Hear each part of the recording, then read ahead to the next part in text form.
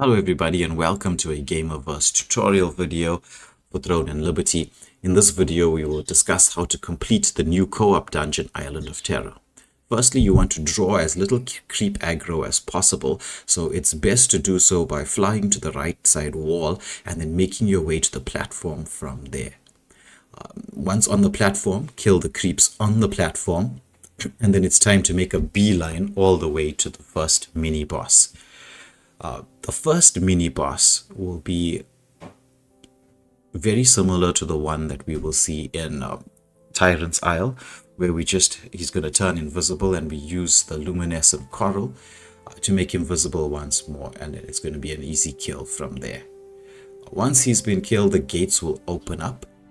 We will get to see a wave in front, so we're just going to clear the wave at the entrance of the gate, and then it's time to rescue the 3 terrified merchants that are around there. You want to do so without drawing as much aggro as possible, and then on to the second mini-boss. Now with the second mini-boss, it's just like Tyrant's Isle. You got to watch out for the fire wave, except this time around it's going to be a double fire wave, which does do quite a lot of damage, so you just got to time your jumps and get through that. Once he's been killed, through the gates once more, onto the geyser that's going to knock you airborne, and you'll land on a ledge where you get to see a glimpse of the final boss, but we still have a few more things before we get to face him. So you just destroy all the eggs along the path so you don't lose too much stamina.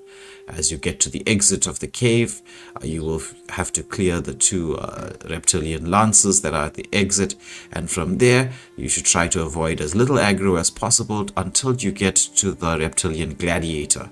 With the reptilian gladiator is the final thing you need to defeat before the boss. You just have to be careful for whoever ends up glowing red during the course of this fight. Just hide behind one of the pillars that you can see, and it's on to the boss from there. Now with the boss, there are 4 mechanics we need to know: the rat mechanic, heavy attack, fire and smoke, and the geyser. At the start of the battle, everyone should place themselves near a flower, just like Tyrant's Isle, and it's also advisable to place a pin at the location of each of the geysers, as you will see that it proves very helpful during the fire mechanic. Now, the first mechanic that we're going to be discussing is the rat mechanic, which is similar to Tyrant's Isle in the sense that he's going to drag everybody into the circle and suck you into the middle and turn you into a rat. Now, this is where it gets a little different.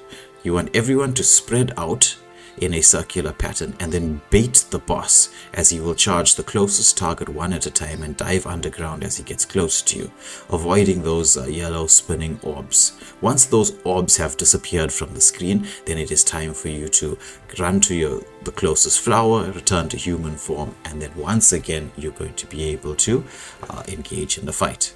Now we get to the heavy attack mechanic from here. Now with the heavy attack mechanic, you're going to find that there's 2 heavy attacks that we have to worry about. The first heavy attack is a diamond-shaped heavy attack. With this heavy attack, you're going to have to sideways dodge, so arrow key along with your block button to sideways dodge it. The circular heavy attack can just be straight blocked, so you can just press your block button to avoid the damage from there.